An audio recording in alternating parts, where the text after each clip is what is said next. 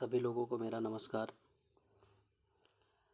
भूगोल विषय की श्रृंखला में ये मेरा दूसरा वीडियो है, जिसमें हम लोग अंतर्राष्ट्रीय सीमाएं, मानचित्र पर खींचे जाने वाली कुछ प्रमुख रेखाएं और मौसम और जलवायु को जो मापने के यंत्र होते हैं उनके विषय में इस वीडियो में हम लोग बात करेंगे। ठीक है। और कुछ महत्वपूर्ण क्वेश्चन लेके आया हूँ मैं आप लोगों के समक्ष, तो कृपया वीडियो को पूरा देखिएगा। चलिए शुरू करते हैं। पहला क्वेश्चन है कि हिंडनबर्ग सीमा रेखा किन दो देशों के बीच में है। मतलब हिंडनबर्ग एक सीमा रेखा है, किन दो देशों के बीच में खींची गई थी ये। पहला ऑप्शन है उत्तरी व दक्षिणी वियतनाम के मध्य। दूसरा ऑप्शन है जर्मनी व पोलैंड के मध्य। तीसरा ऑप्शन है उत्तरी व दक्षिणी कोरिया के मध्य। चौथा ऑप्शन है संयुक्त राज्य अमेरिका और कनाडा के मध्य। ठीक है। तो यहाँ पे सही जो उत्तर हो जाएगा वो उत्तर हो जाएगा ऑप्शन नंबर बी, जर्मनी और पोलैंड के मध्य। इसके बारे में थोड़ी सी डिटेल हम दे दें कि जब फर्स्ट वर्ल्ड वॉर हुआ था, फर्स्ट वर्ल्ड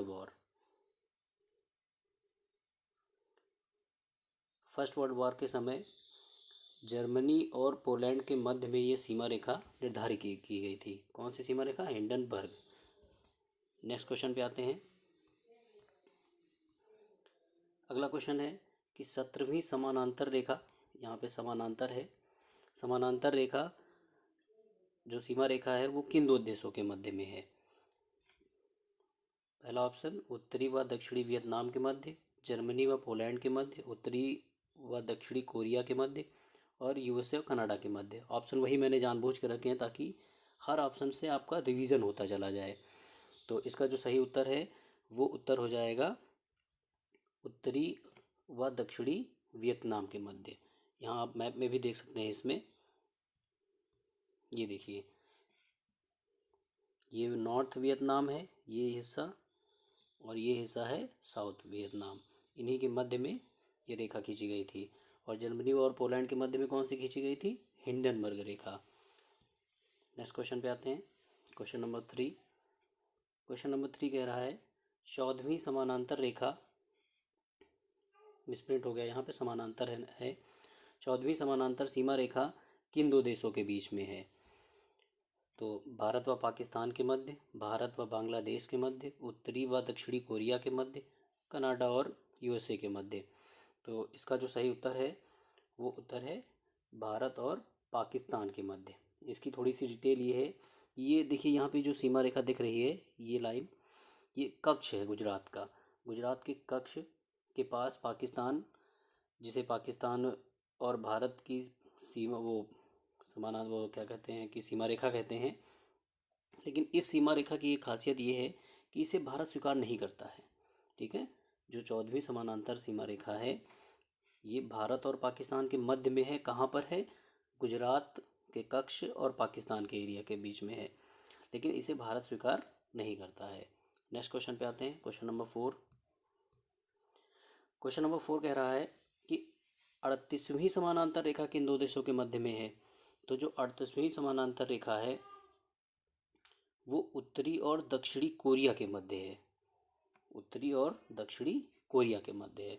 ये नॉर्थ कोरिया है और ये इधर का साउथ कोरिया है, ये हिस्सा। तो यहाँ पे ये जो है भी यहाँ पे देख लीजिए बना हुआ है, 38वीं पैरेलल लाइन लिखा हुआ है यहाँ पे ये। नेक्स्ट क्वेश्चन पे आते हैं। अच्छा, तो इसका ऑप्शन नंबर कौन सा सही हुआ? ऑप्शन नंबर सी, उत्तरी और दक्षिणी कोरिया के मध्य। क्वेश्चन नंबर 5 पे आते हैं। क्वेश्चन नंबर 5 कह रहा है 49वीं समानांतर सीमा रेखा किन दो देशों के मध्य है।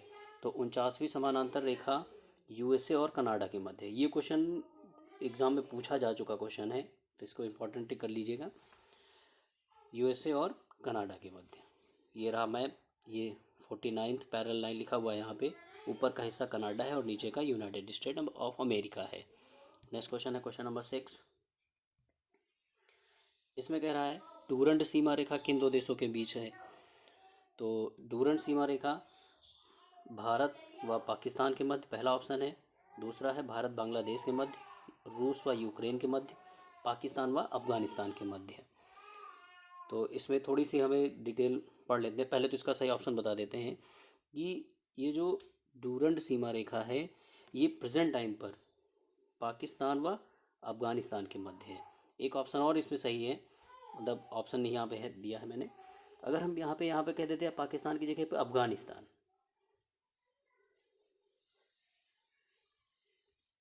ठीक है, अफ़गानिस्तान, तो एक ऑप्शन ये भी सही हो जाता। भारत और अफ़गानिस्तान के मध्य भी है और पाकिस्तान और अफ़गानिस्तान के मध्य भी है।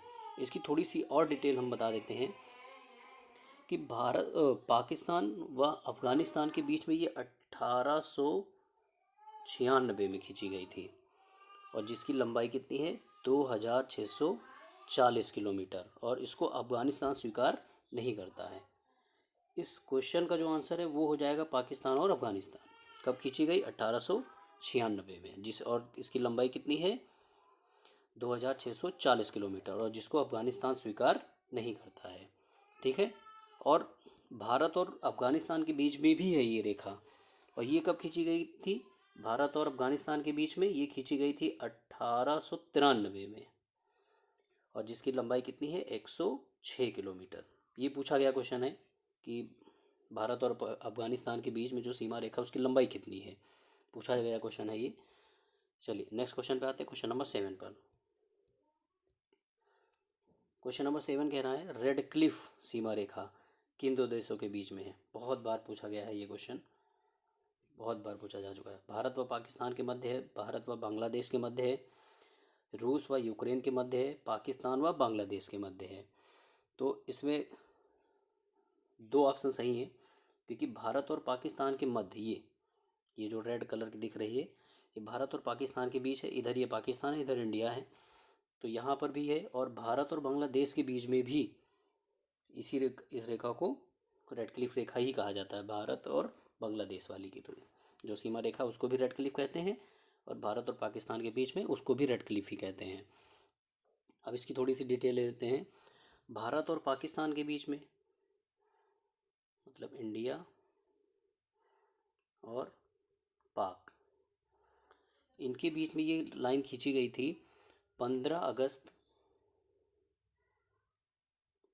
1947 को। इस डेट से कुछ याद आ गया होगा, इसी दिन हमारा देश आज़ाद हुआ था और इसी दिन पाकिस्तान का बंटवारा भी हुआ था, तभी ये रेखा खींच दी गई थी। और इसकी लंबाई कितनी है, जो भारत और पाकिस्तान के बीच में है उसकी लंबाई है 2900 किलोमीटर, 2900 किलोमीटर। फिर और जो भारत और बांग्लादेश के बीच में है ये भी 1947 में ही खींची गई थी, और इसकी लंबाई है, ये लंबाई भी पूछी जा चुकी है एक बार क्वेश्चन एग्ज़ाम में, 4096.7 किलोमीटर भारत और बांग्लादेश के बीच में। दोनों ऑप्शन सही है यहाँ पे। भारत और पाकिस्तान के बीच में है 2900 किलोमीटर, कब खींची गई 1947 में। भारत और बांग्लादेश के मध्य कितनी है 4096.7 किलोमीटर, और कब खींची गई 1947 में ही खींची गई थी, ठीक है।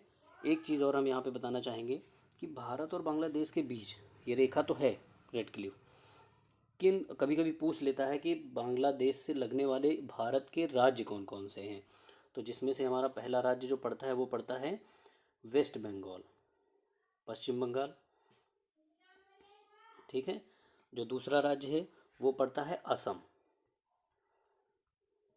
तीसरा राज्य जो है वो है मेघालय, चौथा राज्य त्रिपुरा,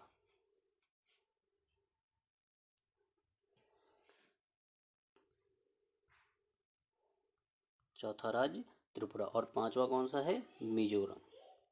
तो इस चीज़ को हमें याद रखना है, ठीक है। मिजोरम है, वेस्ट बंगाल, पश्चिम बंगाल, असम, मेघालय, त्रिपुरा और मिजोरम, ये 5 राज्य जो हैं जो बांग्लादेश से सीमा को, भारत की सीमा और बांग्लादेश या भारत के जो राज्य हैं, ये 5 राज्य हैं भारत के जो बांग्लादेश की सीमा को टच करते हैं, और उस सीमा का नाम क्या है रेड क्लिफ, ठीक है। एक बार और इसमें बता देते हैं कि इस क्वेश्चन के 2 आंसर सही हैं, भारत व पाकिस्तान, भारत व बांग्लादेश। नेक्स्ट क्वेश्चन पे आते हैं, क्वेश्चन नंबर 8 पर।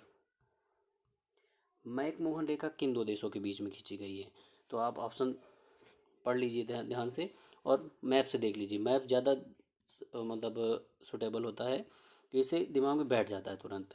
ये देखिए अरुणाचल प्रदेश है और इधर चाइना है, तो जाहिर सी बात है ये भारत और चीन के मध्य है मैकमोहन रेखा। कब खींची गई? ये खींची गई 1914 में। कितनी लंबाई है? 890 किलोमीटर।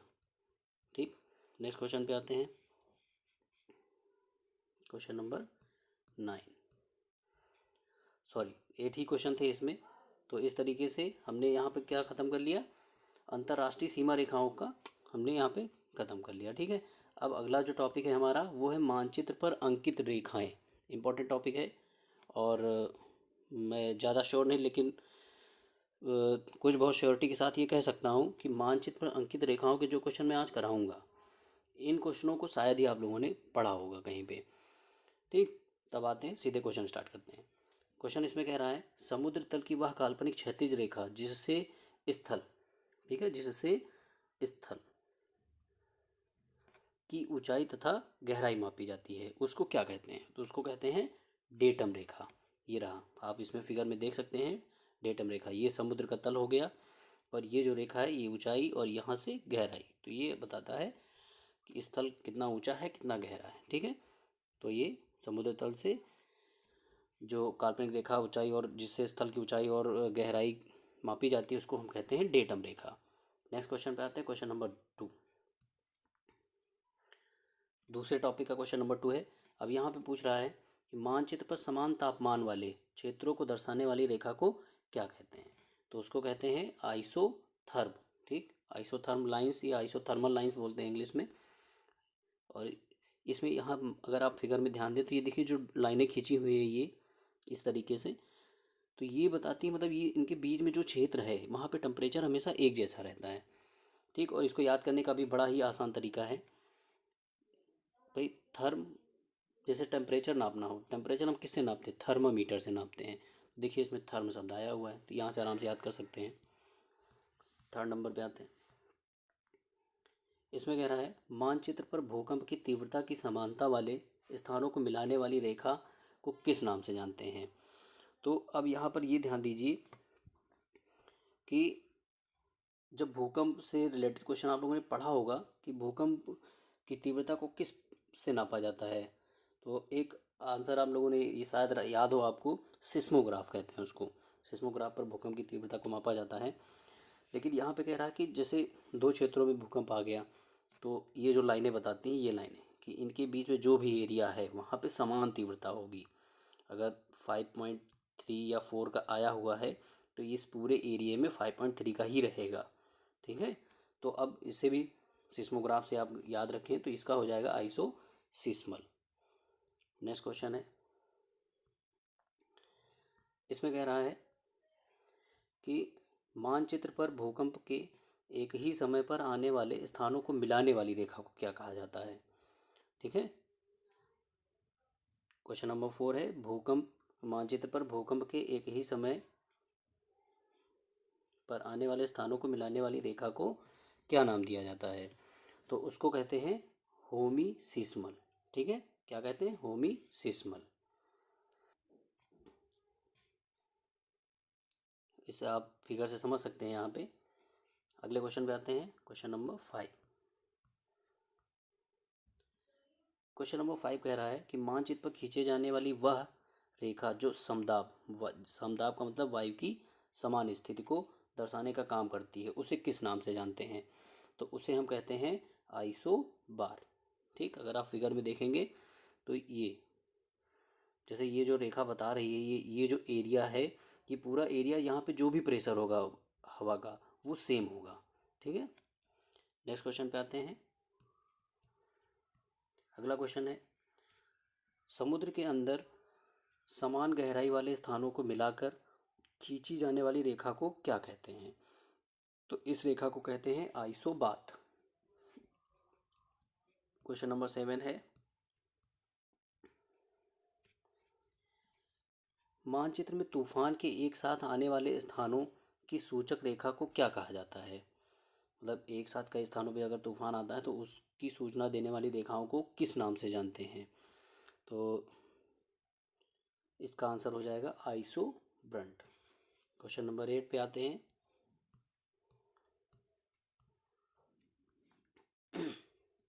क्वेश्चन नंबर 8 कह रहा है मानचित्र पर चुंबकीय झुकाव की सामान्य स्थिति को दर्शाने वाली रेखाओं को किस नाम से जानते हैं।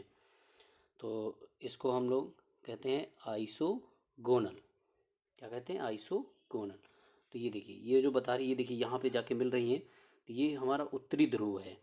और अगर थोड़ा सा और हम ध्यान से देखें तो यहाँ जब ये पूरा मैप होता है तो यहाँ पे आके सब मिलती हैं एक दूसरे से फिर से, तो ये हमारा दक्षिणी ध्रुव होता है। तो इन्हीं से हम क्या करते हैं कि पहली चीज़ तो ये समान चुंबकीय झुकाव या चुंबकीय झुकाव की जो लाइनें बनी हुई हैं वो दर्शाती हैं।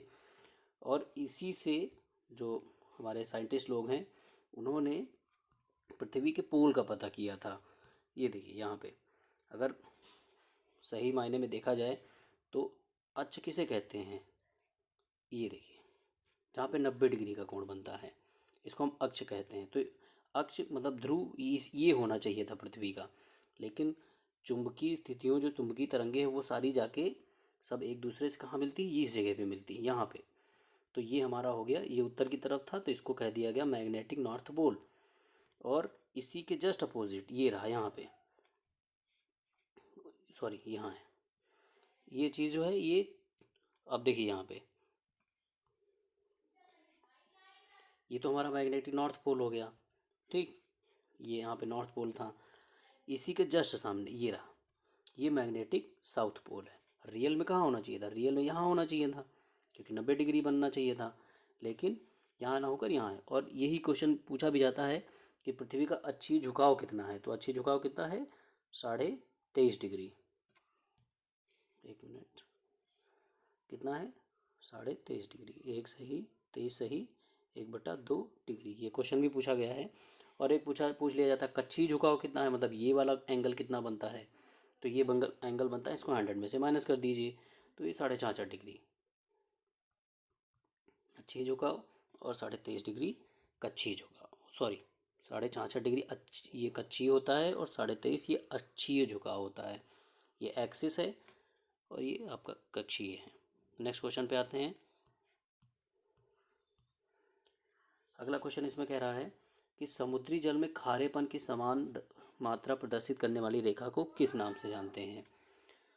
समुद्री जल में खारे पानी की बात कर रहा है ये, मतलब ऐसे 2-3 स्थान 4 स्थान जहाँ पर सेम मतलब कितना खारा पानी है वो मात्रा सेम होती है, तो उस पर जो मिलाकर लाइनें खींची जाती हैं उनको किस नाम से जानते हैं, यही पूछ रहा है यहाँ पे।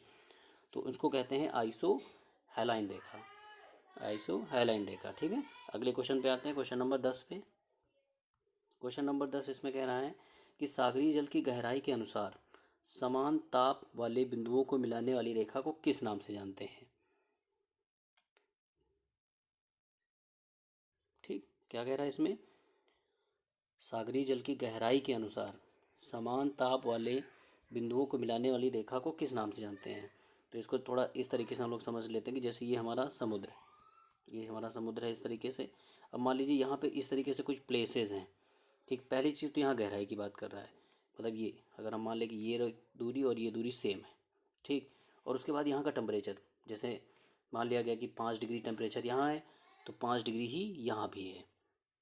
तो ये समान गहराई और समान ताप, इनको मिलाने वाली रेखा को क्या कहा जाता है। तो अभी ये क्वेश्चन आया भी था कि समान ताप को मिलाने वाली रेखा को क्या कहते थे? आइसोथर्म। तो उसी से रिलेटेड है ये देखिए आइसोथर्मोबात, गहराई को बात से नापते हैं, थर्मो को, अब गहराई ऐसे आराम से आप पकड़ भी सकते हैं क्वेश्चन। बात माने नहाना, नहाने में यूज़ होता है पानी का और समुद्र में पानी होता है।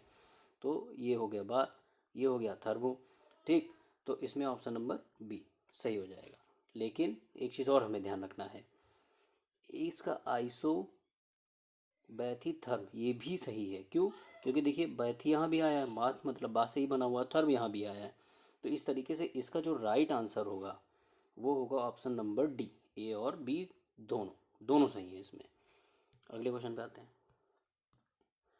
इसमें कह रहा है मानचित्र पर किसी प्रदेश में समान भाषा वाले स्थानों को वर्गीकृत करने वाली रेखा को क्या कहते हैं। ध्यान से देखिए, इंपॉर्टेंट क्वेश्चन है ये कि ऐसे दो प्रदेश जिसमें एक ही जैसी लैंग्वेज बोली जाती है उनको मिलाने वाली रेखा को क्या कहा जाता है। तो उसको कहा जाता है आइसो ग्लास। मानचित्र में आप देख सकते हैं नेक्स्ट क्वेश्चन है, समुद्र तल से उच्चावच जिसको कहते हैं टेरन या रिलीफ की समान ऊंचाई एवं आकार दर्शाने वाली रेखा को किस नाम से जानते हैं। तो पहले तो एक स्पष्ट हम यहाँ पे एक तुम आपके पास ये उच्चावच शब्द आया है तो इसको ज़रा देख लेते हैं कि ये है क्या। उच्चावच शब्द जैसे हम मान लेते हैं कि स्थल से जो गहराई, जैसे इस तरीके से मान लीजिए ये लाइन जो है ये लाइन बताती है स्थल का। अब ये पर्वत है, ठीक है, फिर यहाँ से मान लीजिए कुछ भी नहीं है, फिर पर्वत है, अब फिर ये थोड़ी सी यहाँ पे गहरी मान लीजिए झील टाइप की हो गई, तो इन्हीं को उच्चावच कहा जाता है। ये जो हिस्से होते हैं ये वाले और ये वाले, इनको उच्चावच बोला जाता है, ठीक है। अब इसका आंसर कौन सा सही होगा कि इसका आंसर हो जाएगा, पहला ऑप्शन है आइसोहाइप, दूसरा है आइसोहाइट, तीसरा है कंटूर रेखा और चौथा है ए एंड सी दोनों।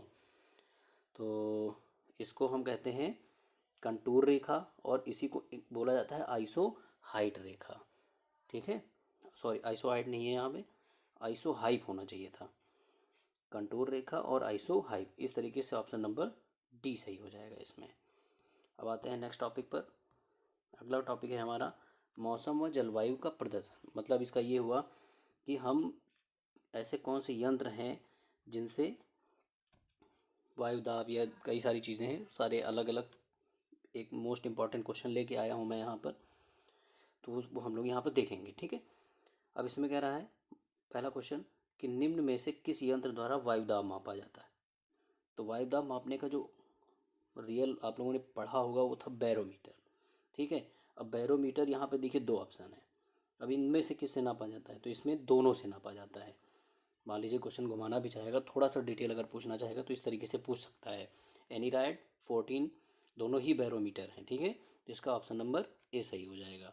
और यहाँ पर ये देखिए फिगर बना हुआ है बैरोमीटर का, ये पहला वाला जो है ये है एनीराइड का, ये एनीराइड है और ये 14 का है। नेक्स्ट क्वेश्चन पे आते हैं। नेक्स्ट क्वेश्चन कह रहा है कि वायुयान में वायुदाब तथा ऊंचाई ज्ञात करने के लिए किस यंत्र का प्रयोग किया जाता है। तो वायुयान में वायुदाब तथा ऊंचाई ज्ञात करने के लिए हम प्रयोग करते हैं अल्टीमीटर का। किसका यूज़ करते हैं, अल्टीमीटर का। अल्टीमीटर का ये फिगर बना हुआ है, आप देख लीजिएगा। फिर नेक्स्ट क्वेश्चन है क्वेश्चन नंबर 3, कह रहा निम्न में से वायु सूचक यंत्र, वेरी मोस्ट इंपॉर्टेंट क्वेश्चन है ये, वायु सूचक यंत्र की बात कर रहा है। वायु सूचक यंत्र कौन सा है, ये शायद आप लोगों ने देखा भी होगा इस तरीके का फिगर। तो इसको क्या कहते हैं, तो इसको कहते हैं विंडवेन, ठीक है। क्या कहते हैं, विंडवेन। तो इसका आंसर कौन सा सही हो जाएगा, ऑप्शन नंबर बी। अगला क्वेश्चन है वायु की गति किस यंत्र द्वारा नापी जाती है। लो बहुत बढ़िया क्वेश्चन आ गया। एक है rain gauge, speedometer, old meter या एनीमोमीटर। तो इसका जो सही आंसर है वो एनीमोमीटर है, ठीक है। ये एनालॉग है और ये डिजिटल है, दोनों तरीके के आ गए हैं, तो इसी को एनीमोमीटर बोला जाता है। अगले क्वेश्चन में आते हैं, क्वेश्चन नंबर 5 है वायु की गति को किस स्केल पर दर्शाया जाता है। ये भी क्वेश्चन बहुत बढ़िया है। देखिए यहाँ पे हम लोगों ने भी पढ़ा था कि वायु की गति किससे मापी जाती है। अब मापने के बाद हम इसको दर्शाएंगे कहाँ पे, ठीक है। तो दर्शाने के लिए हमारे पास ऑप्शन है रिक्टर स्केल और Beaufort scale, C number hurricane scale और डी है बी एंड सी दोनों।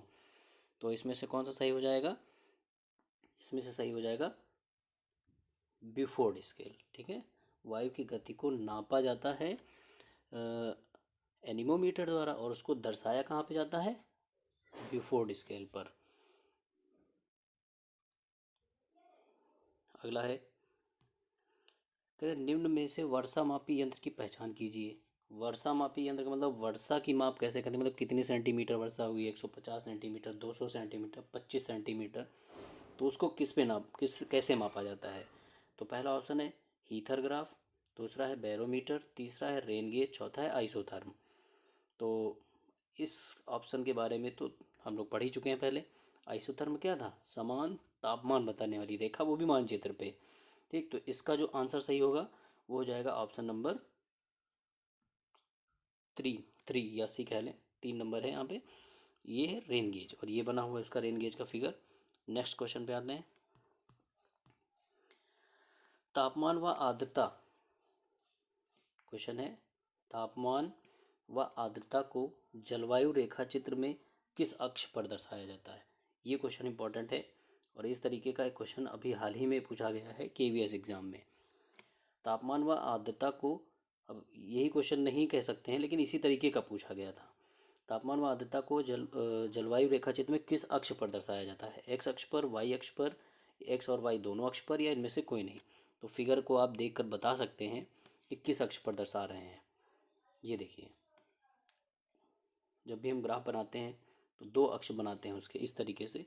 इसको एक्स अक्ष बोला जाता है और इसको वाई अक्ष बोला जाता है। तो यहाँ पे ये देखिए ह्यूमिडिटी, ये देखिए टेम्परेचर, तो दोनों किस अक्ष पर हैं, वाई अक्ष पर हैं। ठीक है, तो इसका कौन सा ऑप्शन सही हो जाएगा, इसका ऑप्शन सही हो जाएगा ऑप्शन नंबर 2, वाई अक्ष पर। आर्द्रता और तापमान को वाई अक्ष पर दर्शाया जाता है सदैव। फिर अगला है क्वेश्चन नंबर 8 है, मिसप्रिंट हुआ है यहाँ पे क्वेश्चन नंबर 8 होना चाहिए था। ठीक, अभी क्वेश्चन नंबर 8 है हमारा यहाँ पे। ठीक है, कह रहे समय को किस पे दर्शाया जाता है, किस रेखा मतलब रेखा चित्र में किस अक्ष पर दर्शाते हैं। तो एक्स पर हम लोग दर्शाते हैं तापमान और आर्द्रता को, और वाई अक्ष पे गलत बोला है ना, ये गलत है। एक्स अक्ष पर हम दर्शाते हैं समय को, ठीक है, और वाई अक्ष पर दिखाते हैं टेम्परेचर और ह्यूमिडिटी मतलब आर्द्रता को। ये ऑप्शन सही होगा। नेक्स्ट क्वेश्चन पे आते हैं, क्वेश्चन नंबर 9।